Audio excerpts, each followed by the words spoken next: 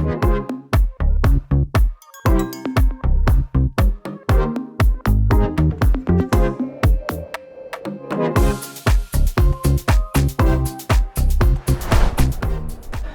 what I like about you? That is great leeway to get into the most important thing that we're doing here. We're making a connection with people that we like and will continue to like based on things we're learning and discovering about them. So when you see these things that you like in them, you simply say to them, you know what I like about you, and you can rattle things off like, you're fun, you're playful, you're really adventurous, and you're hot as fuck. Right? Or, you know what I like about you, and it doesn't have to always be playful, it can be like serious. You know what I like about you?